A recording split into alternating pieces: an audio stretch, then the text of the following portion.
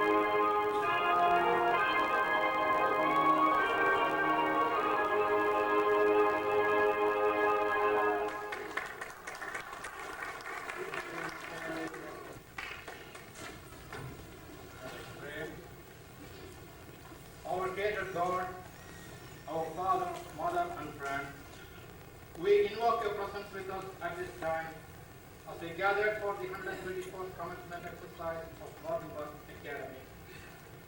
As we rejoice with these young women and men and celebrate with them, it is our prayer that your abundant blessings be upon them. Guide and direct our graduates so that their lives shall be enriched and be productive in the coming days. Dear God, enable them to be channels of your love, goodness, compassion, justice, and peace as they enter into the wider world. Our dear God, may your continued blessings be upon this institution and all those who have worked hard to influence the lives of these graduates for good. Bless us, and especially these graduates, and make all of us sources of your blessing to others. Amen. Be seated. Good morning. On behalf of the members of the Board of Trustees, faculty and staff, and the student body of Morgan Park Academy, I welcome you to these 124th commencement exercises. I only regret this morning that the sun wasn't shining so that we could be outdoors. But we will ask the seniors following the ceremony if they will line up on the semicircle around the campus as is traditional, and the parents can greet them out there. This is the 40th Academy graduation ceremony I have attended. But this one will always be one of the most special to me, since it will be the last one I will attend as headmaster.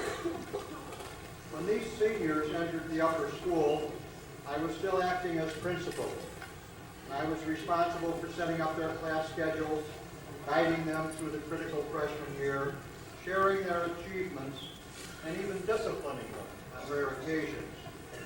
For me, the class of 1997 will always symbolize all of the senior classes I have known over the years. The class of 1997 numbers 38 students, including one student from France.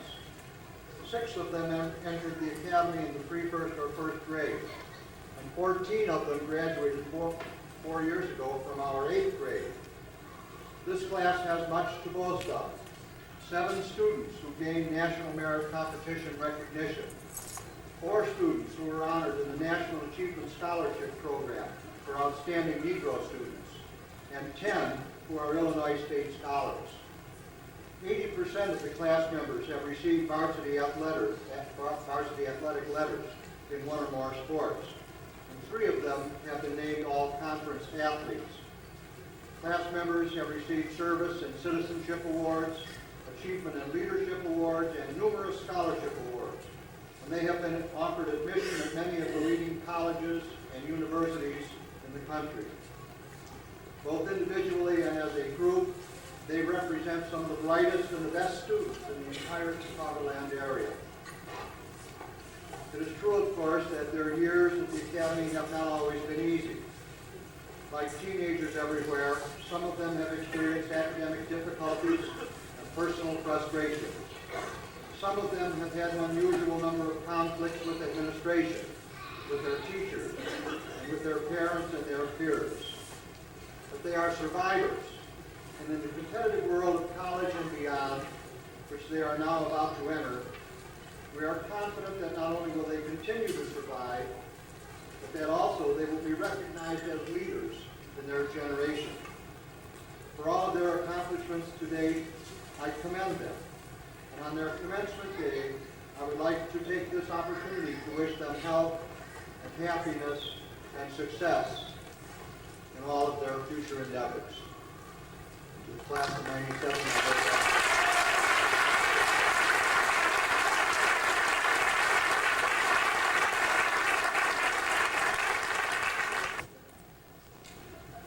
class oration will now be made by the valedictorian of the senior class, Pamela Rosalind Suatanapuncha.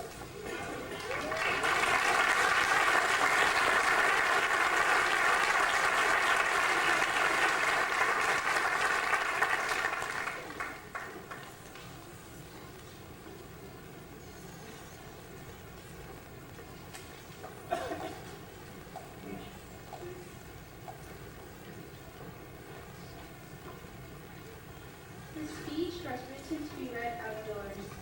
Please accept my apologies for any outdoor references.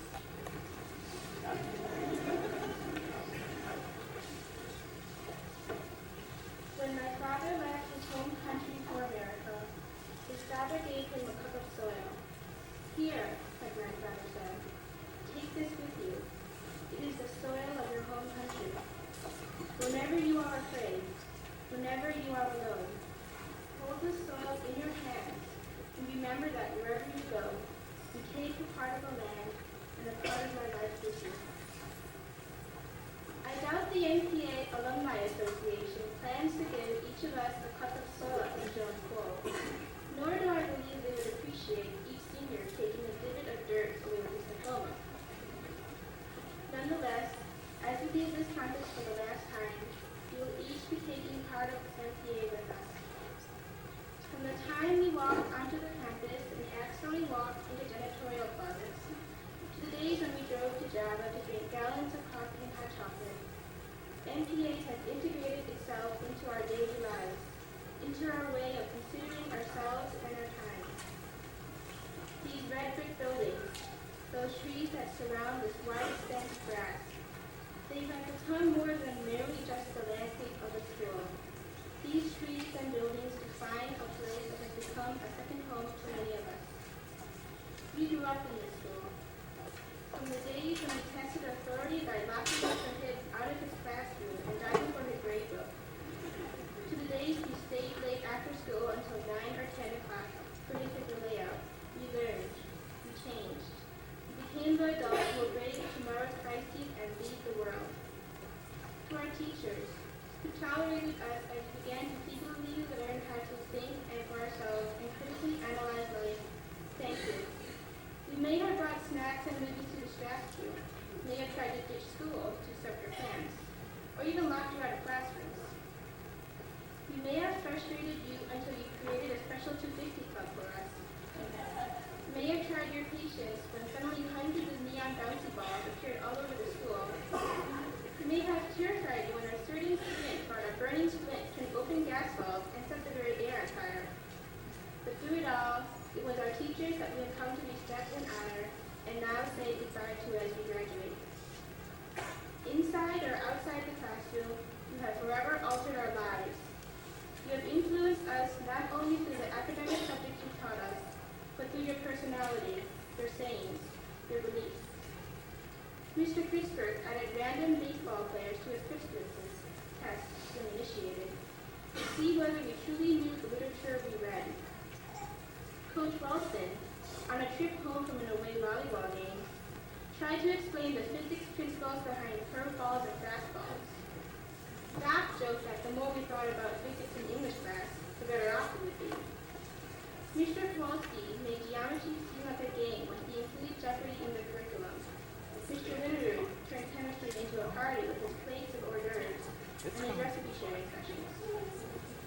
Mr. T reminded us that besides being a right way and a wrong way, there was also a correct way. Thanks to all you teachers for letting education be not about books, but about life. There is a Thai proverb that states, whenever you drink water, you must think of where it comes from. Whenever we succeed in life, we will think back to the teachers who had faith in us. Thank you.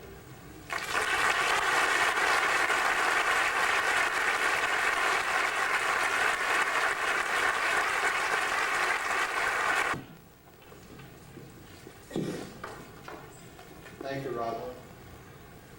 Our commencement speaker today is Mr. Patrick F. Bassett, President of the Independent Schools Association of the Central States, or ISACS as it is commonly called. Mr. Bassett graduated magna cum laude and Phi Beta Kappa from Williams College, where he was Little All-American and captain of the varsity lacrosse team. Following receipt of his BA degree in English, he earned the Master of Arts degree in Film Studies at Northwestern University, and has since completed additional graduate studies at the University of Virginia.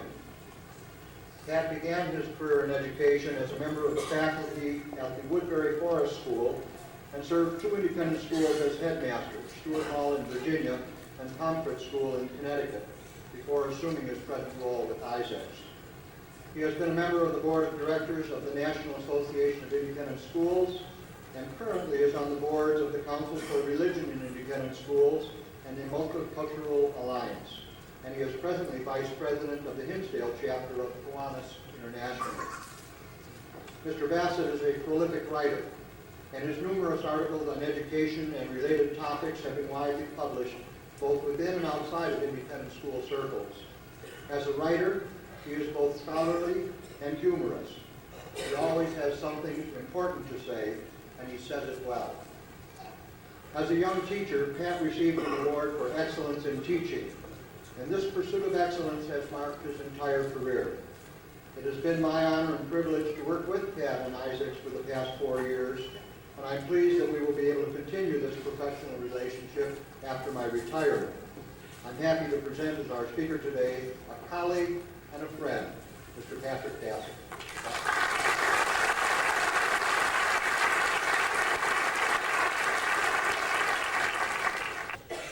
Mr. Jones, whom we recognize and salute for remarkable service to this school and to the cause of quality independent school education.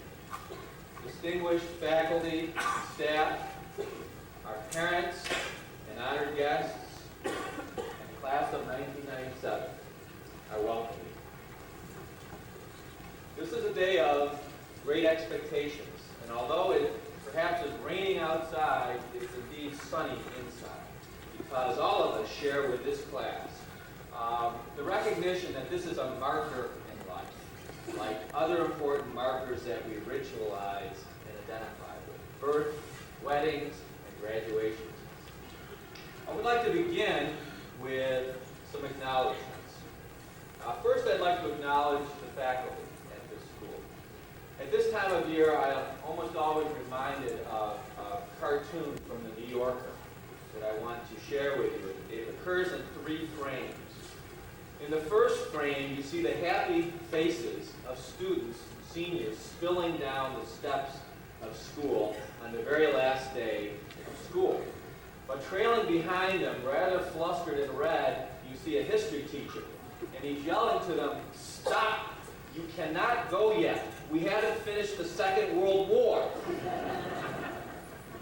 The second frame, you see the seniors looking back at the history professor. They look stunned and perplexed. And in the third frame, you see, to thunderous applause from the seniors, the teacher saying, "Well, okay, we won." It's that sense that I remember very well as a teacher. That sense of we haven't quite yet finished with the class, even though the class is graduating. In a sense, to the outsider, to the non-teacher, the cartoon might reflect what I call the empty vessel theory of education. And the empty vessel theory is very simply this: the mistaken notion that these teachers are filled with this wonderful knowledge and all of these facts. And here is the senior class. And for all these years, they've been this empty vessel. And the basic job of education is to pour this wonderful knowledge from the head of the teacher into the receptacle, the waiting vessel, and try to avoid spillage and leakage as much as possible.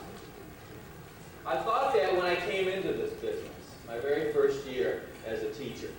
In fact, I thought my job as an English teacher was basically to teach truth and beauty. Well, it turns out that's not what teaching is about at all. Over time, over those years, I learned that who I was, what I cared about, the values that I represented, is what was important, is what the students responded to. So my first acknowledgement is that, just as your valedictorian said, it is the teachers who gave of themselves that made this education at Morgan Park Academy. And to the students, I would tell you that you remain very much a part of this faculty, and they will forever remain very much a part of you. Secondly, I would like to acknowledge our parents. You supported these students, you encouraged them, you guided them, and on occasion you cajoled them. None of us would be here today were it not for the parents who have supported and were immensely steadfast during this career at Morgan Park Academy. These events and these days recall for me when my daughter graduated from prep school. The summer passed and it was time to drive her off to college. Now in her case, it was a 10-hour drive to the University of Virginia. And I have to tell you, it was a fairly painful trip because my wife and I decided to rehash 18 years of parenting advice in this one 10-hour journey. I'd like to counsel strongly against this to the parents assembled today. It does no good to try to read the Cliff Notes version of parenting to your graduates on the way off to college. Because the truth of the matter is, you have already scripted your part of the book. Your chapters are virtually over. The evidence that your chapters will well written sits behind it. But the truth of the matter is that your graduates are about to write their chapters themselves. One other admonishment to our parents, that is, while your children are in college, you will still have to be patient with them. I recall, and my father helps me recall, my sophomore year in college when I began to take Philosophy 102. By 102, I had already passed all the classical Greek philosophers, and I was well into the 19th century and the early parts of the 20th century. Kierkegaard, Nietzsche, Camus. So I began to write to my father long letters about the meaning of life. You can probably anticipate some such letter from your graduates. Mine took a curious turn by the time I got to the 20th century philosophers. On one occasion, I wrote my father the longest letter I have ever written. It was a densely prosaic tome of about 12 pages. And it explored the reasons why my father and I were no longer getting along so well. It basically covered the entire universe of meaning. All the philosophy I had learned in Philosophy 102.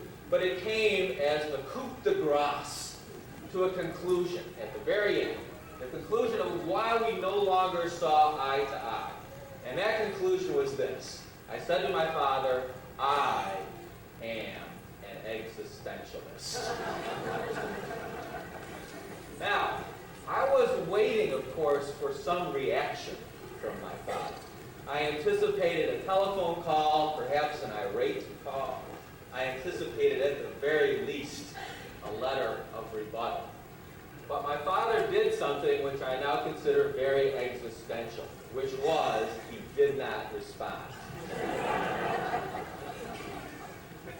Until 20 years later, on the eve of my daughter's going off to college, I received in an unwrapped envelope, an unmarked envelope, that very letter sent back to me.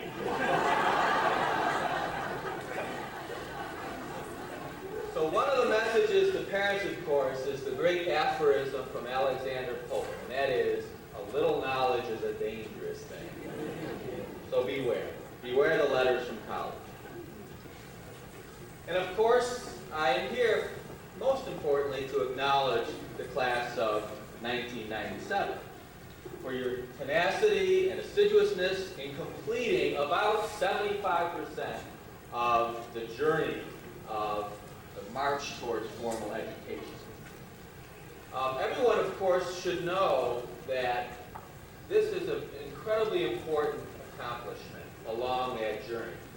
Only about 50% of this class's peers, students in this country at this age, actually go to college. So already this group is in the top 50% in terms of formal education. Only 50% of those who go to college complete 4 years of college. The preparation that these students have received at Morgan Park Academy is the very best insurance policy that this group and this class will be among that elite 25%. And we know by looking at what happens in the job market, in career possibilities, that the future lies at the feet of those who complete this journey. And we are pleased to project that that will be the case for the Morgan Park Academy class of 97. But I want to share with this class what you might expect as you enter your colleges and you begin your studies. First, a story. I want to suggest to the class that there may be moments of panic for you. Like the very first class I attended when I went off to college. It happened to be Philosophy 101.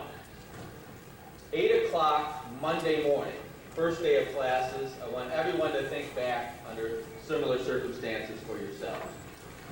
In my case, college was all male at the time, so there were 15 or so of us seated around a table. The professor comes into the room, and his name is Professor Stein. And he folds his arms like this, and he begins to glower at us. He circumnavigates the table 3 times before stopping diagonally across from me.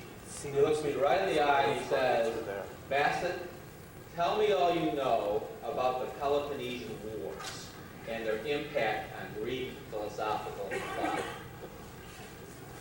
So I had what I now call a near-death experience. Because, of course, I knew nothing about the Peloponnesian Wars, much less Greek philosophical thought.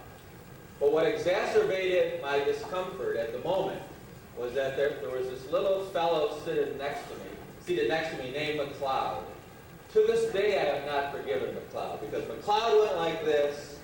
Professor Stein called on McLeod, and McLeod launched into a monologue about the Peloponnesian Wars. So immediately, I said to myself 2 things. First, what am I doing here? McLeod is so infinitely better prepared than I am so far outdone. How did someone make this mistake? But second, I said to myself, what happened to McLeod? Turns out McLeod had gone to a school just like this one. A school where the teachers really held very high standards, had superb skills in transmitting ideas and getting kids interested in learning. And the outcome of that is that McLeod was infinitely better prepared than I to take on the challenges and rigors of college. And so one of my projections about the class of 97 for Morgan Park Academy is this. Although you may not know it, you will soon find out that you are extraordinarily well prepared for college. In fact, you'll know it when everyone else on your freshman entry comes to you for help in reading your history text, in figuring out your science experiment and writing your papers. And you will think back and say, I had no idea I was this smart, and that Morgan Park Academy helped me this much. By the way, a coda to this story. I went back to my 25th reunion at Williams some years ago, mainly to see how McLeod was doing. And it turns out McLeod is a very successful patent attorney on the West Coast, making oodles of money. But I did enjoy a moral victory, because now McLeod no longer remembers a thing about the Peloponnesian War.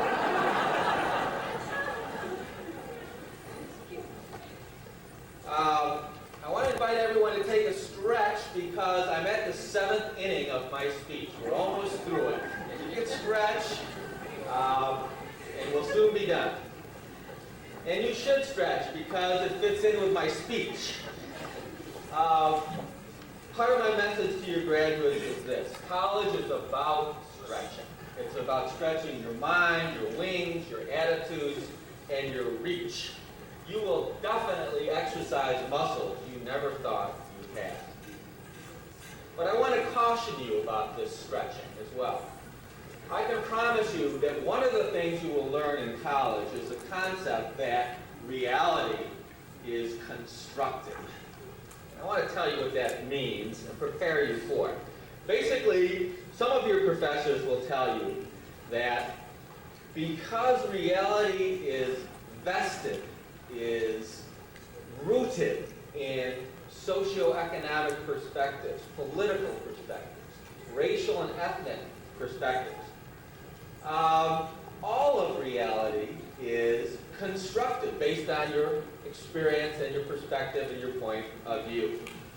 This can lead students to conclude that everything is relative and that life itself is absurd. I know this is true on college campuses because every time I visit a college campus, I see an undergraduate wearing a t-shirt that says, "Life is full of misery and hardship, and then you die." And what I want to caution the class of 97 about is that if you really believe that, you probably paid too much for your Nikes, much less the tuition to your college. And the point I'm trying to make is this. One of the opportunities that college will give to you is the opportunity to stretch beyond that which you imagine. But the point is to stretch and not tear. The point is to stretch and not break. Finally, I'd like to conclude with a theme that I feel fairly confident will be echoed in thousands of commencement addresses on this very day and perhaps at this very moment. And the theme is, again, one of great expectations with a corollary of this, that for those to whom much is given, much is expected. And I'd like to suggest that there are at least 3 expectations that every person in this room has of the graduates. First, we expect you to succeed in college. You know that your parents sign a contract when students go off to college. And basically, the contract says, we are going to pay. And we are going to pay dearly for this opportunity. But there is another contract. And the contract is between you, the student, and your parents. It's not a written contract. It's a psychological contract. And the contract is, you will succeed. We expect you to succeed. And I want to give you a very big hint on how to succeed. As Woody Allen puts it, 95% of life is just showing up. And I'm absolutely serious about this. We expect you to show up when it comes to your obligations in college. I have to tell you, my freshman roommate at college, he and I were very much alike in many ways. In fact, by coincidence, we had the same birthday. By coincidence, we were enrolled in all the same classes. The difference between us is that I showed up, including Saturday morning, 8 o'clock classes. I was in college so long ago we actually had 8 o'clock Saturday classes. I would show up for Geology 101 and he wouldn't. Now, my problem with my roommate was that he thought it was unfair for me to study because he thought it gave me an unfair advantage over him. So I had to spend my nights hiding from my roommate in order to get my studies done so that I could show up for Saturday morning geology class. And for the first 3 months I was successful because I went to a place that never occurred to him to go to, the library. In any case, the moral or the maxim of the story is that my roommate had tremendous difficulties because he didn't show up. You, because you're so well prepared, will have much success so long as you show up. And the second great expectation we have for you is to be productive in life. All work is dignified. Hard work distinguishes the worker. And for my money, the appellation, he or she is a hard worker, is one of those fine accolades that anyone could be proud of. Ranking up right there with he or she is a good parent. So our second expectation for you is that you work hard and be productive. And finally, our third expectation is that you give back to the community.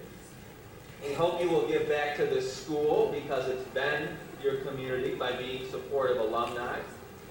We hope you will give back to the larger community by volunteering. We hope you will give back to the country at large by being civic-minded in your work. And lastly, I have a secret that is hideous to all adults who are now present, a secret that I'll share. The truth of this entire transition is that these graduates are about to experience a freedom that they have never yet experienced and that they will never experience again once they're out of college. In other words, when you are in college, you get to do just exactly what you want to do, when you want to do it, with no one to nag you or to set any boundaries for you, and you get to do all this while somebody else pays the bill. That's why I say this is such a hideous secret to all the adults present in the assembly hall.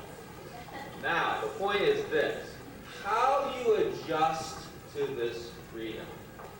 Finally, how you transcend this freedom has less to do with what we expect of you as adults than with what you expect of yourselves. So I would like to conclude by sending you off with some of the wisdom from the classics, an Aristotelian send-off to the class of 1997. Aristotle tells us that moral excellence comes about as a result of habit. We become just by doing just acts, temperate by doing temperate acts, brave by doing brave acts. I know that I speak for everyone assembled here when I wish the class of 97 good habits and Godspeed on the next stage of your life's journey. Thank you.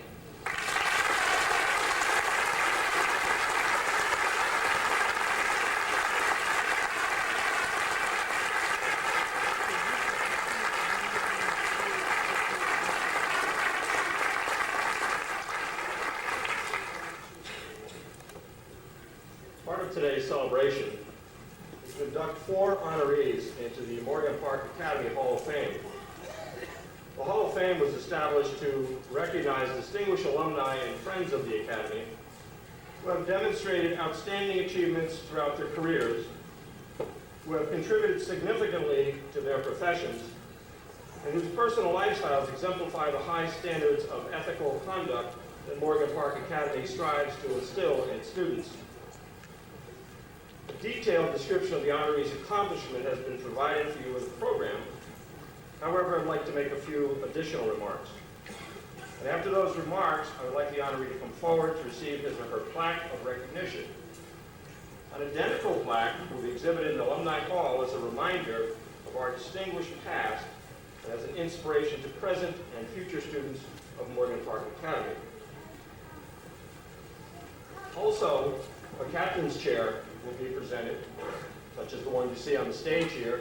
It's etched with the logo of the school, the recipient's name, and year of graduation or years of service. Our first honoree is Saul Epton, class of 27. When Saul attended Morgan Park Military Academy, he rose quickly in the ranks, was in the upper 10 and in the high Y, an affiliate of the YMCA, and also participated in a wide variety of extracurricular activities, including sports, forensics, and school publications. The Skirmisher, the yearbook of that graduating year, cites Saul with the distinction of being the first editor of the news to get the paper out on campus an hour after the football game with every play in type. One wonders how he accomplished that, but since he went on to become a distinguished judge, we won't question his methods. The citation goes on to say that newspaper work wasn't his only specialty, that he was also an accomplished debater, and his absence would be sorely missed. His presence did continue, though, in the form of two grandchildren, Richard, who graduated in 1990, and Mitchell, who graduated in 1992. Saul, would you please come forward to receive your plaque?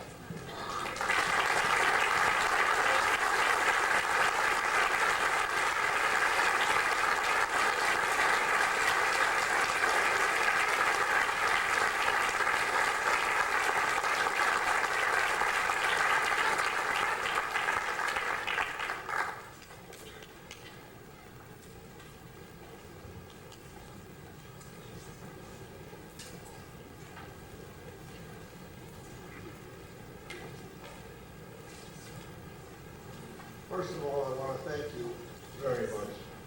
I learned very much about myself. Yes, speak.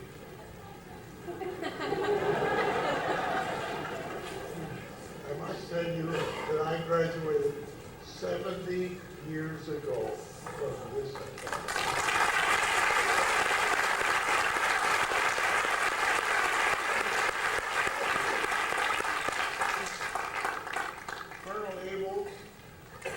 Sent me to Michigan,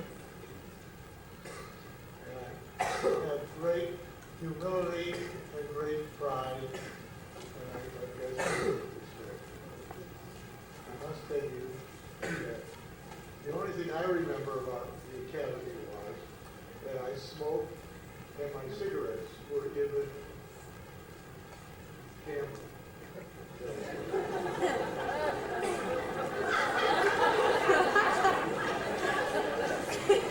I lived in room 43 in East Barracks, or at the academy, during the time that I was a student here in Morgan Park. From there, I went to Michigan, and then I became a judge, a Republican who became a judge in the city of Chicago.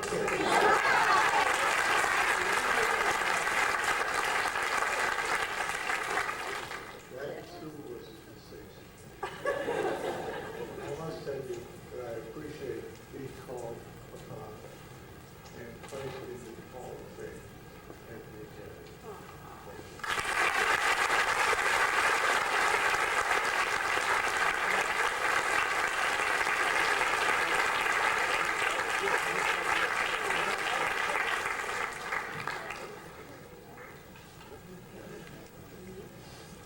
The next honoree is Jerry Craw, class of 44.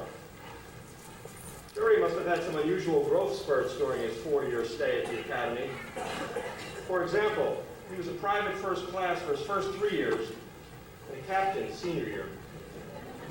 He played bantamweight football in his freshman year and heavyweight football in his sophomore, junior, and senior years. He played lightweight basketball his freshman and sophomore years and heavyweight basketball his junior and senior years. Apparently, the football team, at least in his sophomore year, was lighter than the basketball team. Those must have been curious athletic times. Notwithstanding, Jerry must have been a heavyweight leader because he was elected class president both his junior and senior years. Jerry, please come forward to receive your flag.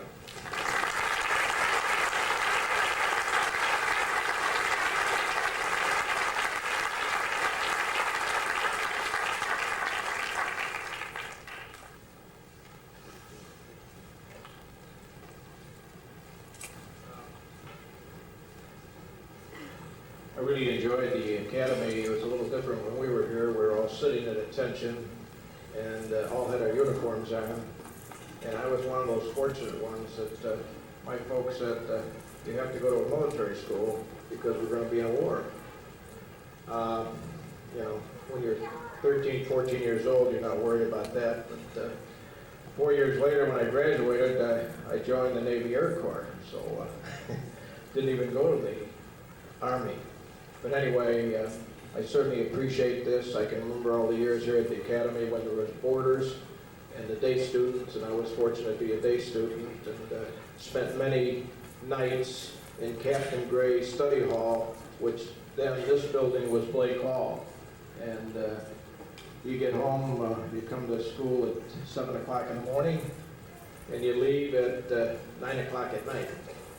And that was 6 days a week and parades on Sunday. But anyway, I enjoyed the academy and all the friends I met, the faculty and everything. I remember them all and appreciate it. Thank you very much.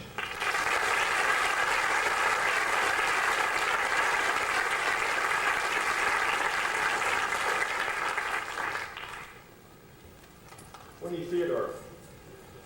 Winnie, of course, didn't graduate from the academy. Rather, she's a Louisiana belle who received her secondary education in Vicksburg, Mississippi. A wonderful southern enchantment.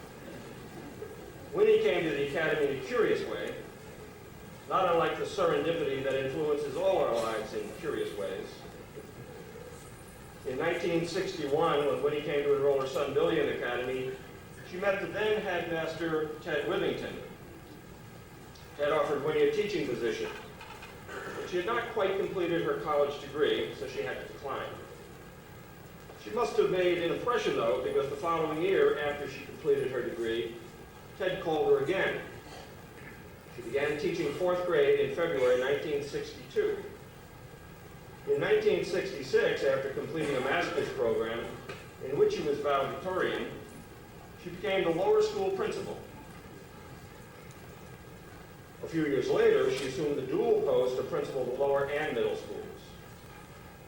Over the years, Winnie has continued to make impressions for her kindness to the children, for her easy magnolia smile, and for her fashion flair. Melvin Marcus may have had more shoes, but Winnie has more frocks. Winnie, would you please come forward?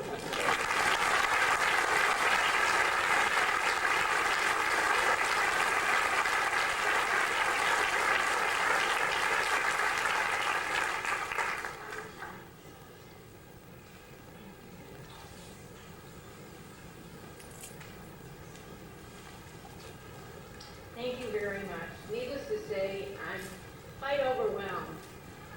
This is really a wonderful honor for which I'm extremely grateful, and I really never expected anything like this. And thank you for the beautiful chair. I'm very happy to see that it isn't a rocking chair. I may be trying, but I'm not quite ready to take the rocking chair yet. Morgan Park Academy has always meant a great deal to me. My children were educated here, and the school has been really a second home to me. The faculty have been my second family, and the hundreds of students and families that I have been privileged to work with over these years, I consider part of my extended family. Although I have spent 35 years of my life at Morgan Park Academy, I've never considered it simply a job or an occupation. Rather, I'm one of those very lucky ones. I feel that it has provided me with an opportunity to do something which I have always thoroughly enjoyed. I wouldn't trade the past 35 years for anything. As I leave the academy, it's certainly with mixed emotions. While I will enjoy the freedom that retirement will let me have time to read, to garden, and visit my grandchildren, I know I will miss the wonderful people that I've worked with. and the hugs and smiles of the beautiful children I've been privileged to know. Thank you for 35 wonderful years and for this wonderful time.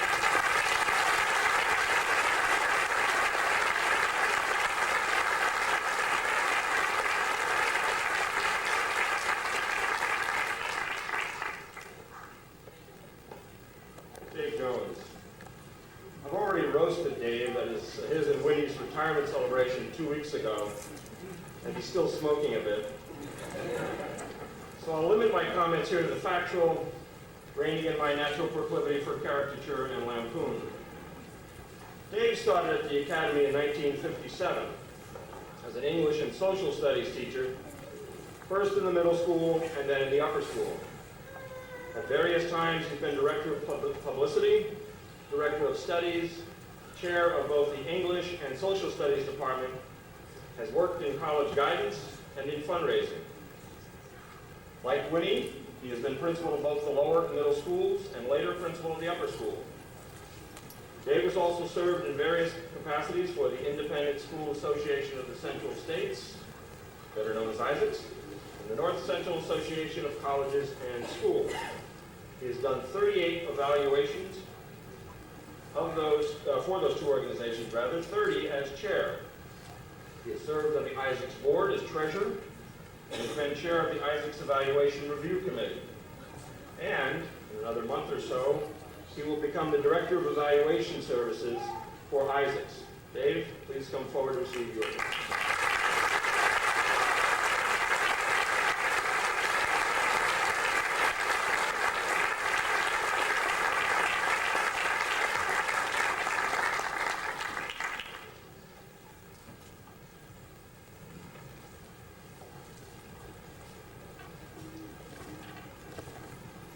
Thank you very much.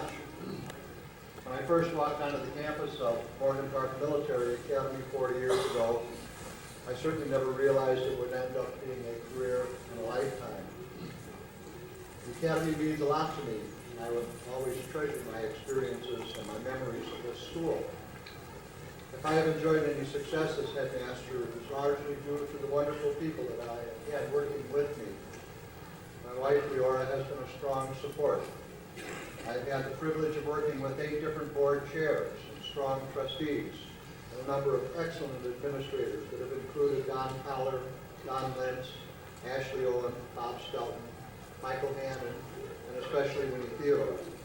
And I have always appreciated the support of the Mothers and Fathers Clubs. I've also been fortunate to have known and worked with many, many outstanding teachers and staff people over the years. A good school cannot exist without such teachers and support personnel. Finally, I have thoroughly enjoyed working with the hundreds of students who have gone through Morgan Park Academy and with their families. I can only hope the experience has been mutually rewarding. Thank you again for this honor.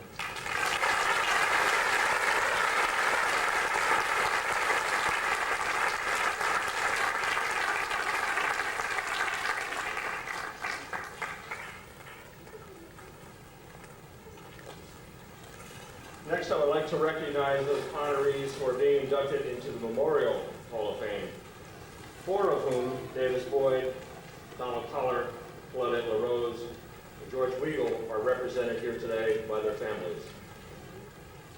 The first of these, Colonel Harry D. Abels. Colonel Abels joined the Morgan Park Academy faculty under William Rainey Harper in 1898.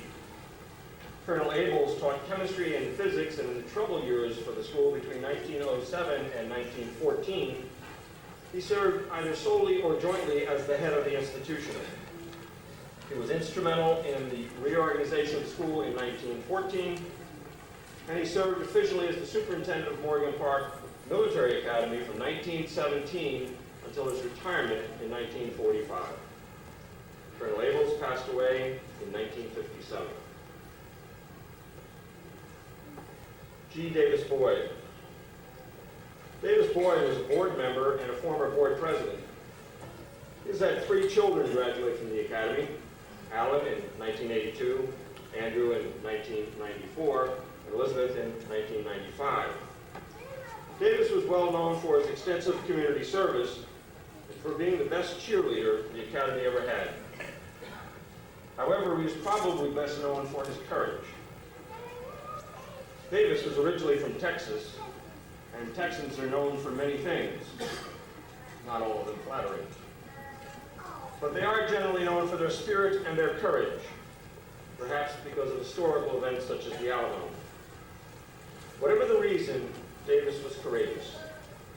I remember the first time I met him. It was at my first Morgan Park Academy board meeting. Davis came in wearing a ball cap, silver tail hanging out the back. Stitched on the front of the cap were the words, "The Silver Fox." At first, I didn't understand the significance of the cap because it did its job very well.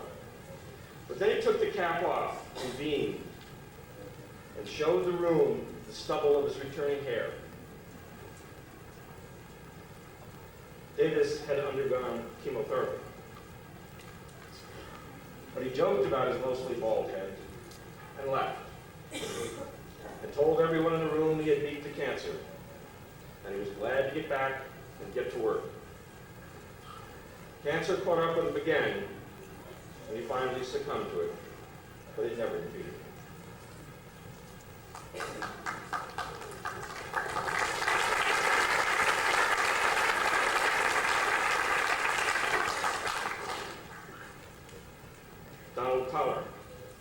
Don came to the Academy in 1963 from New Hampshire. At first he taught general science and biology in the upper school, and then in 1966 he became the middle school principal. Don had 3 sons graduate from the Academy, Donald Jr. in 1970, Douglas in 73, and Brian in 79. Don's wife Alice continues at the school as the assistant librarian and the director of the bookstore. Don died suddenly in the late summer of 1970, just before the school was to open. According to those who knew him, he was a hard worker, a dedicated teacher, and a loyal friend.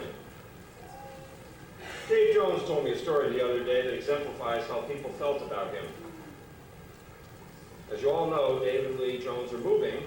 In the course of sorting out things, they were trying to figure out what they were going to take with them. Dave came across a glass ashtray with a pipe wrap in the middle of it, and he asked Lee whether they should leave it behind. And Lee answered, "Oh no, Don Pollard gave that to you."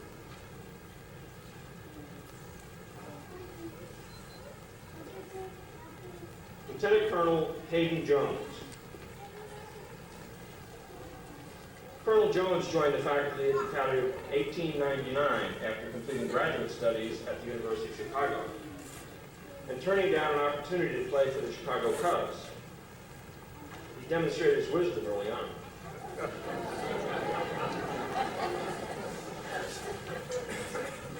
Colonel Jones taught Latin and history.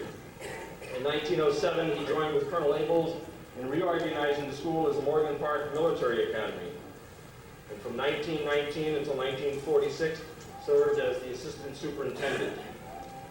Colonel Jones was working at his desk preparing a student transcript in July 1946 when he suffered a fatal heart attack. He was 78 years old. Claudette LaRose. Claudette taught accounting, economics, and keyboarding at the Academy for 25 years. And she had 3 sons graduate from the Academy, Len Jr. in 1975, Claude in 77, and Michael in 81. While Claudette went to more athletic events than some varsity players, she was best known as mom to the students because she was willing to share every student's problem and concern. I remember one time during my first year, she came into my office with a Medusa look on her face.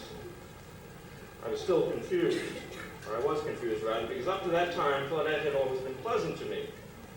She closed the door, looked me straight in the eye, and demanded that I explain some injustice I had allegedly perpetrated on some hapless student.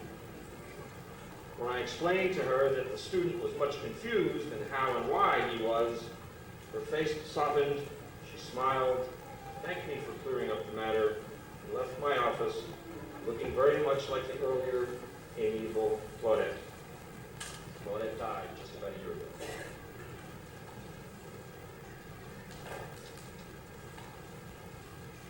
George Weigel, Sr. Sr. began the Academy dynasty.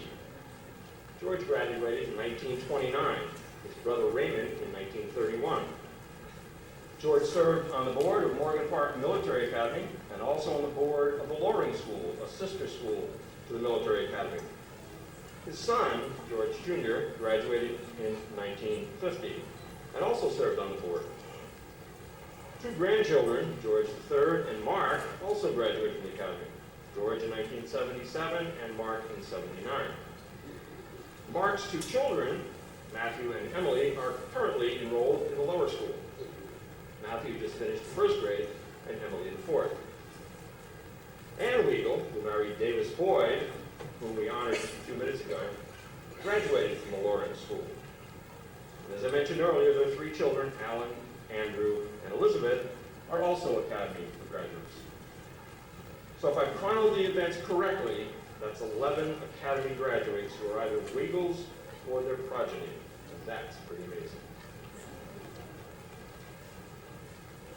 May we please have a few seconds of silence in their memory?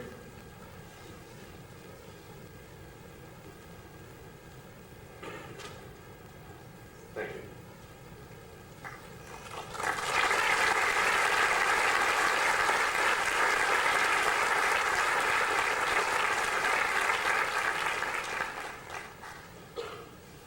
Each year at commencement, the upper school recognizes the top 3 scholars who have the highest academic average for the current school year. As I call your name, please come forward to receive your medal. A bronze medal is awarded to the student with the 3rd highest academic standing. This year's recipient is Mira Shah.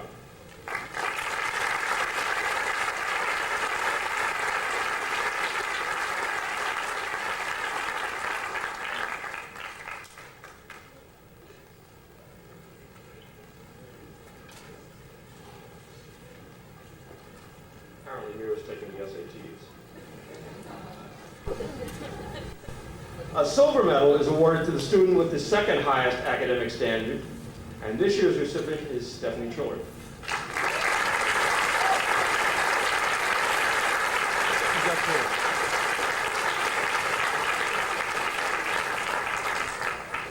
Yes. She's in the balcony, so it'll take a few seconds.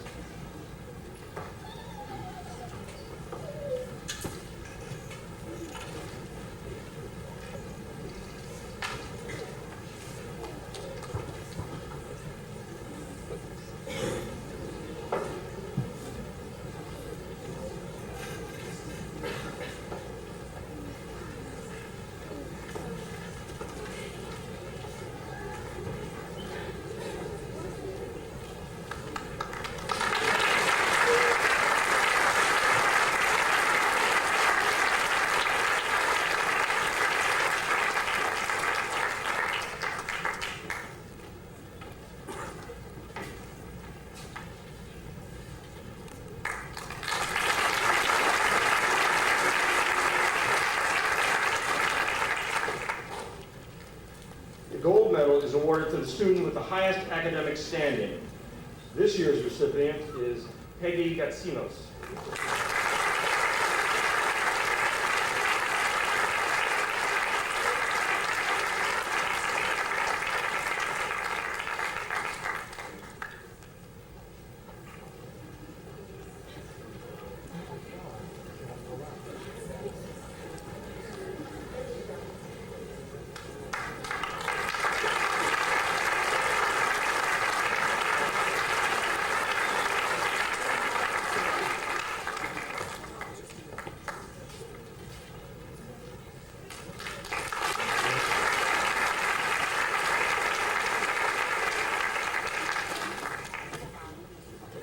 Additionally, those students who have the highest academic average for the respective classes will have their names placed on a plaque, which is located in the landing of the stairway in Alumni Hall.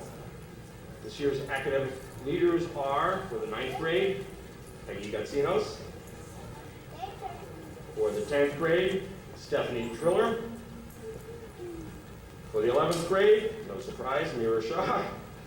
And for the 12th grade, Lynn Pomchet.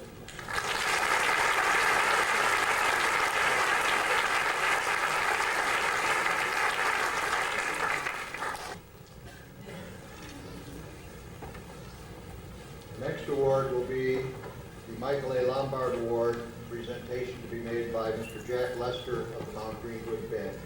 Jack Lester.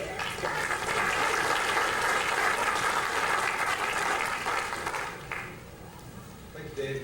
It's a privilege to be here again this year to present the Michael A. Lombard Award, which includes a $500 scholarship to the top junior for citizenship and scholarship. Currently a junior, this year's recipient has been enrolled at the Academy since the 9th grade, maintaining a consistent B+ average. She has been a member of CARE, the Student Ethics Committee, and recently was selected as Vice Chair of SITE, a Student Leadership Group. This year's recipient has served as co-editor of the school yearbook, has been a member of the Kiwanis Key Club, and has earned varsity letters in both volleyball and in track. Last year, she carried an important role in the school drama production and is a member of the school chorus. Dave also says that this year's recipient is a confident, and organized student. She demonstrates high moral and ethical character and reflects the tenor and sophistication of maturity despite her youth. This year's recipient recently was elected to membership in the National Honor Society, which requires a student demonstrate outstanding qualities in 4 areas: academics, character, service, and citizenship. And she meets all of these criteria and is a wonderful person as well, and certainly qualifies for the Lombard Award. So I'd like to announce that this year's recipient is the daughter of Dr. and Mrs. George Thompson of Chicago, and that's Victoria Thompson.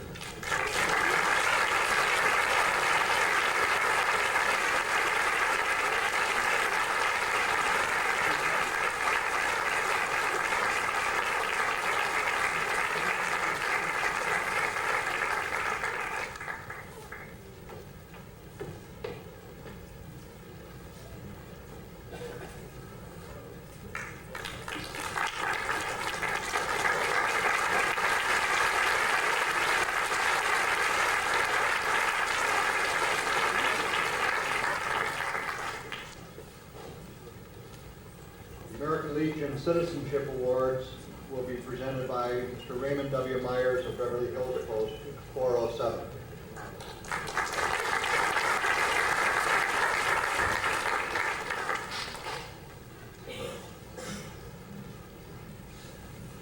Mr. Jones, faculty, distinguished guests, graduates, family, and friends. I'm here to present the American Legion Award. This award recognizes students who possess high qualities of courage, honor, leadership, patriotism, scholarship, and service. On behalf of the American Legion, Beverly Hills Post 407, I congratulate the following students: Jude Abasi,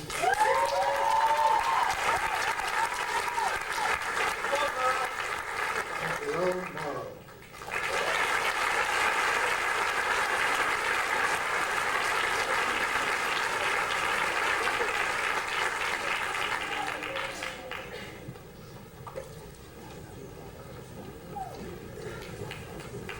We love you, Jude!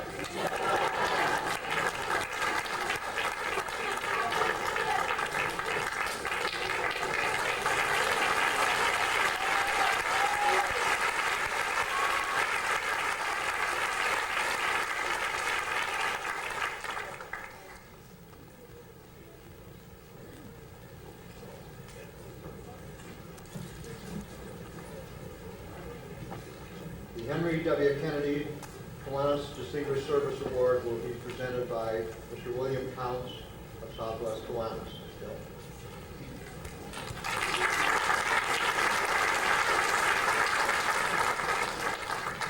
Thank you. The Kiwanis Club in Southwest Chicago serves the Morgan Park, Beverly, and Mount Greenwood areas of Chicago. But they also have a greater goal. It's all to serve the entire people of the world. We have national goals for introducing people to the reference and the research of various spinal diseases, and diseases of the central nervous cord. This year, the Key Club assisted our club in raising a phenomenal amount of money. The Key Club itself helped us raise over $5,000 in funds. We were able to pass that along, and we have sponsored children to a camp serving crippled children here, with over $5,000 donated to that camp. We've also donated an equivalent amount to the National Research Organization serving spinal bifida and a variety of other charities. Further, the Key Club was instrumental in conducting major programs this year. We served the community of Morgan Park by a recycling program where all of the paper from all of the businesses in the area was collected and recycled. And the members of the Key Club also served various jobs in the area, but in particular I would like to award them by mentioning their service to the Washington James Smith home, where members of the club go over and assist the elderly residents in bingo games and various other acts of kindness over there. They help them write letters and individual programs. The Key Club was this year under the guide of a particularly outstanding president. It's my privilege to introduce you to Joseph Barber, the winner of our certificate and service award.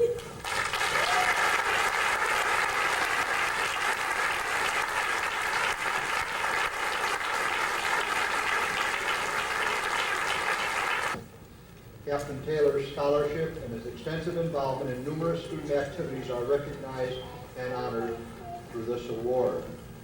This year's recipient of the Gene Landon Taylor Alumni Award is Joseph Barber.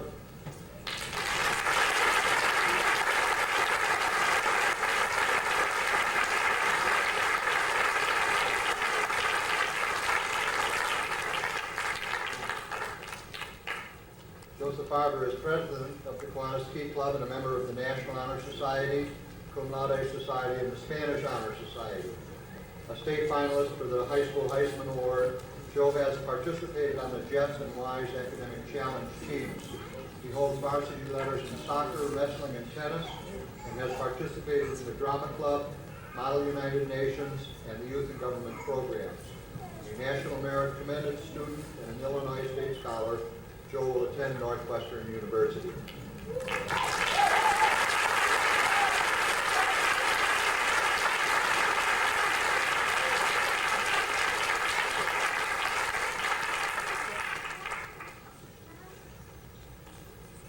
Father's Club Scholarship Award is presented to an outstanding senior in recognition of scholastic excellence, citizenship, and participation in school activities.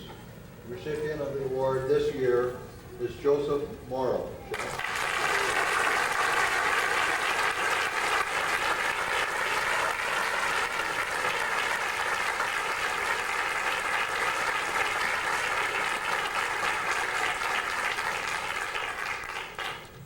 Joseph Morrow has attended MPA since the first grade, and this year was named a commended student in the National Achievement Scholarship Program for outstanding Negro students. He has been president of the Student Council, treasurer of the Kiwanis Key Club, and captain and MVP of the varsity wrestling team.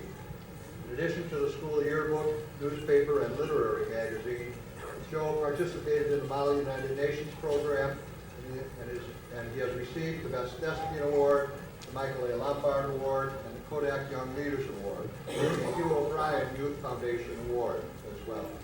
Joe will attend Georgetown University.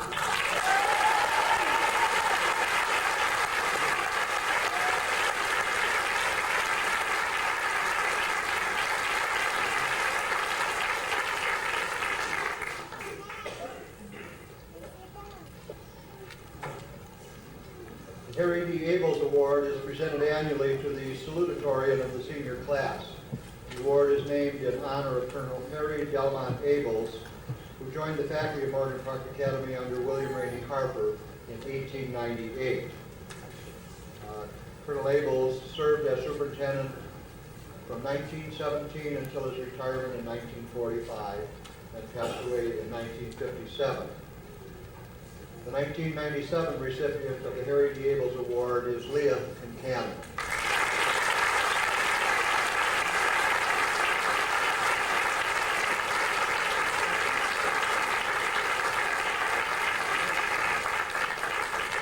I'll ask the president of the junior class to come up, please, Sue Ellen, or Helen Blair Chu. Leah is a National Merit Finalist and an Illinois State Scholar, and is a member of Cum Laude and the National Honor Society. She has served on the Kiwanis Key Club Board and as a class officer as well. Last year, she received the Wells College 21st Century Leadership Award. But Leah's passion is gymnastics. She is the 1997 Level 10 State and Regional All-Around Gymnastics Champion and is a national qualifier. She will attend Louisiana State University on full scholarship, 3 different ones, I believe, an honor scholarship, an alumni scholarship, and an athletic scholarship as well. This ceremony is usually includes, because it's, our commencement is usually outdoors, the lowering of the flag by the junior class officers and the presentation of that flag to the winner of this award. We had to modify a little bit for this year, but we've asked the president of the junior class to make the presentation of the flag.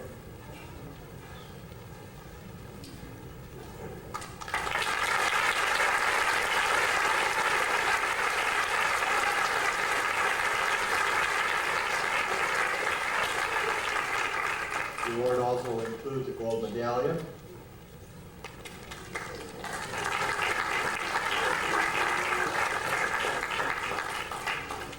and a plaque. Congratulations.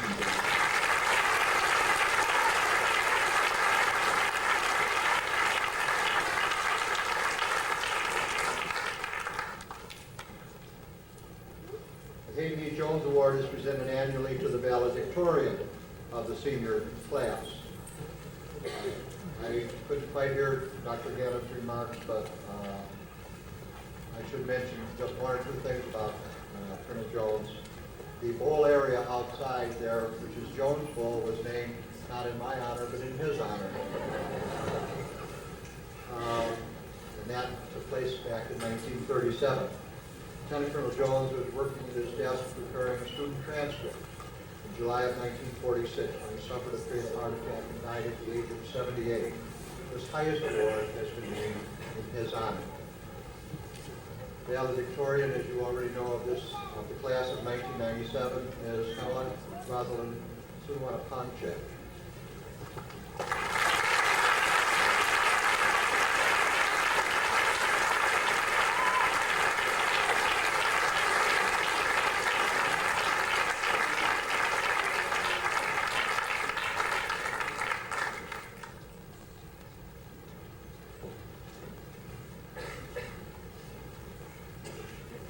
Illinois State Scholar, National Merit Recognition Scholar, and Tandy Technology Scholar. Rosalind is also a member of the Cum Laude National Honor Societies and was named to the 3rd team as a scholar on the All-State Academic Team. She was a national winner in the annual French contest, has earned varsity athletic letters, and is an outstanding musician. Rosalind will major in biology at the Massachusetts Institute of Technology in preparation for a career in medicine.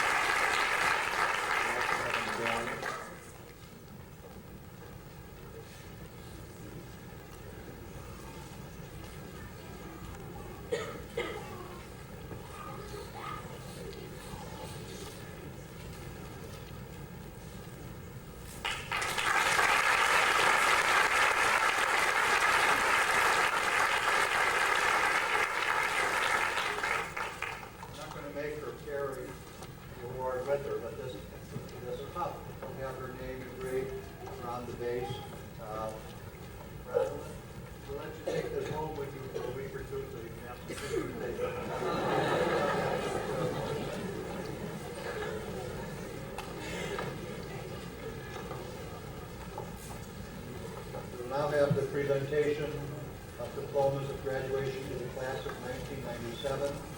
The diplomas will be presented by Mr. Greg Lockow, Second Vice President of the Board of Trustees.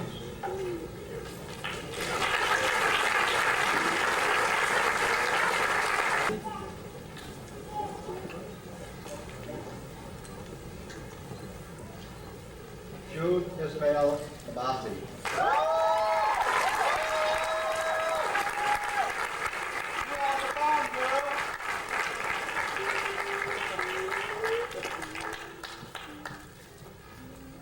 All right, Jude. Joseph Watson Barber.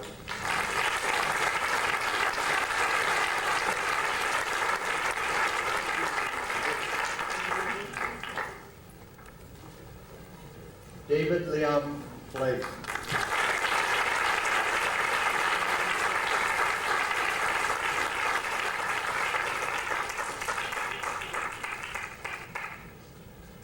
David Lee Chang.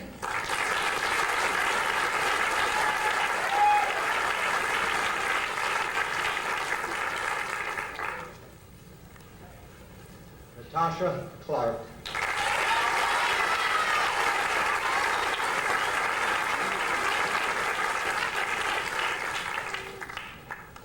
Tisa Cherie Collins.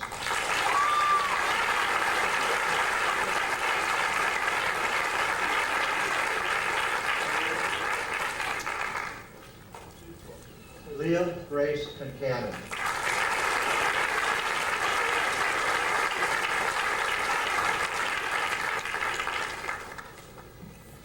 Let me pause for just a minute. The gold tassel that some of the seniors wear indicates membership in the National Honor Society. And the gold cap that others of them wear as well is membership in the Cum Laude Society. Amanda Davis Aitken.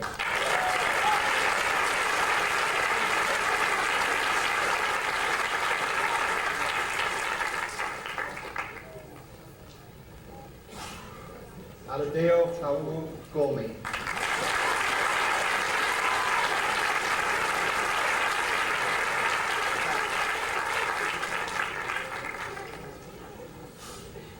Matthew Rosen.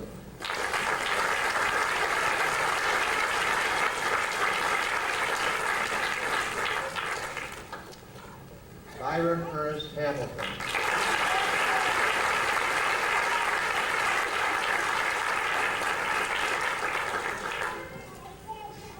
Conrad Christopher Heisman.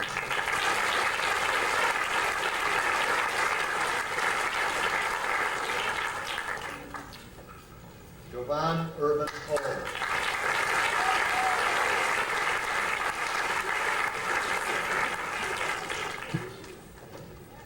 Chandru Ilangovan.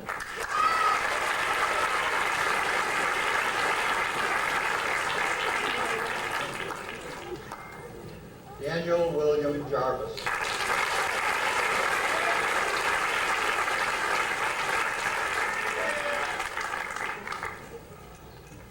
Christine Lubid Johnson.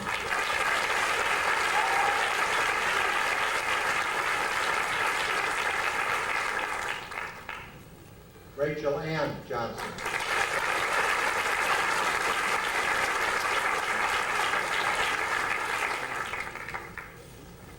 Linda Young Kim.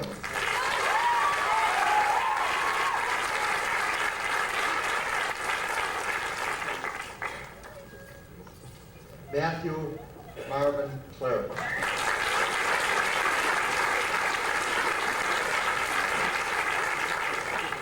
Matthew Marin Claret, I'm sorry. Michael D. Constantopoulos.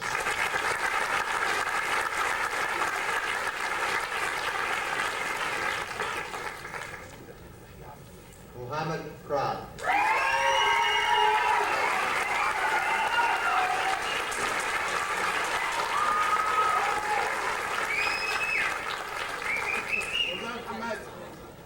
Andrew Michael Critchbaum.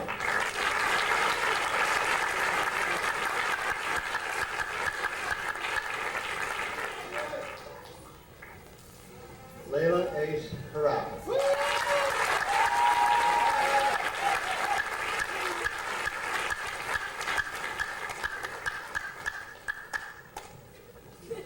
Mitchell Hickey Mans.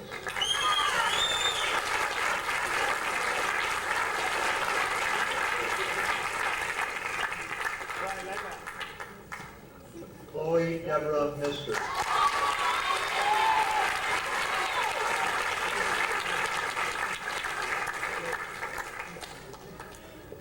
Danielle Renee Mondashina.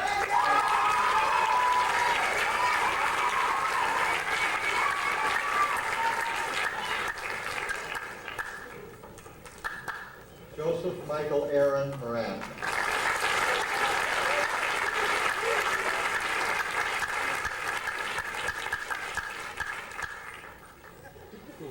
Stephen John Morrow.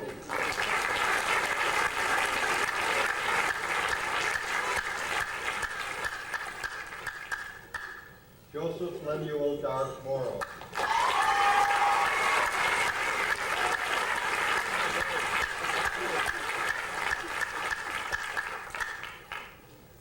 Kelly Kimberly Murphy.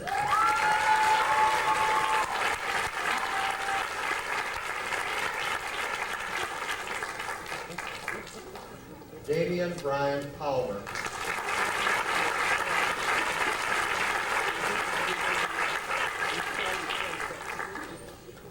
Gene Christopher Sala.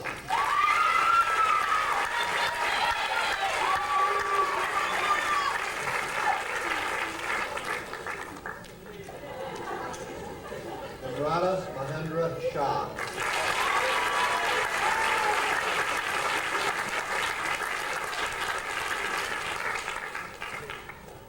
Kiva Dion Shepard.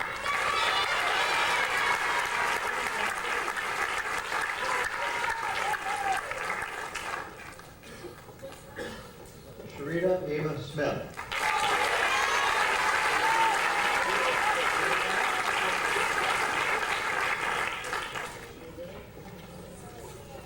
Aisha Nicole Stroud.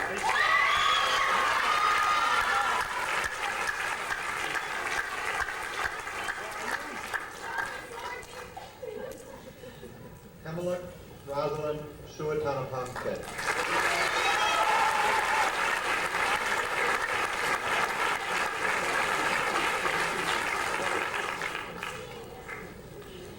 Suntek Stephen Suatanapamket.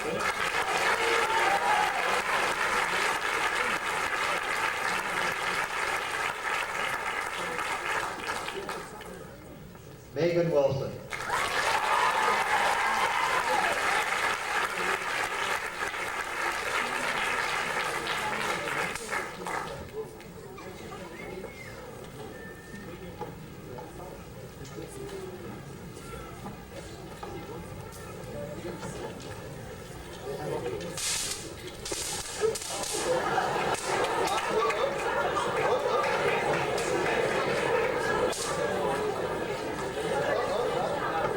Attention to all guys, attention.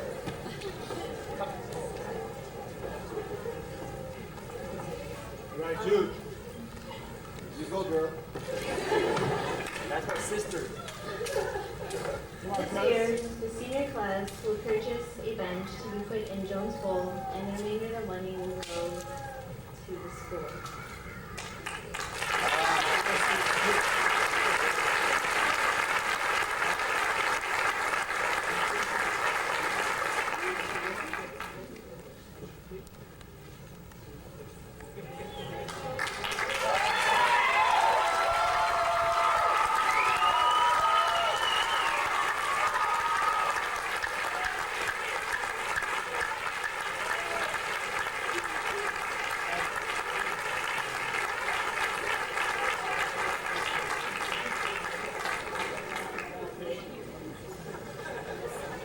Congratulations to the class of 1979.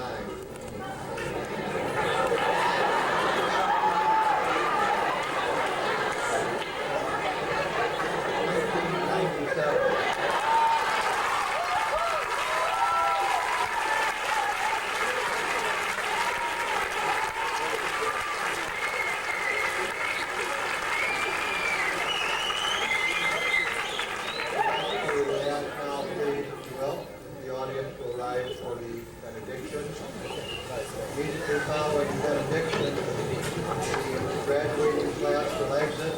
They'll go down the hall, the aisle here, so please be sure you take the aisle clear. And unless it's raining outdoors, we would like to ask the seniors, please, seniors, if you'll proceed outdoors and line up along the semicircle as we normally do following the commencement exercises. Thank you all for your attendance. Once again, Reverend Chen. Let us receive the blessing. Dear God, we have been together here in your presence. Now as we go out in your world, may your love, peace, joy, and grace be with us, especially with our graduates, now and evermore.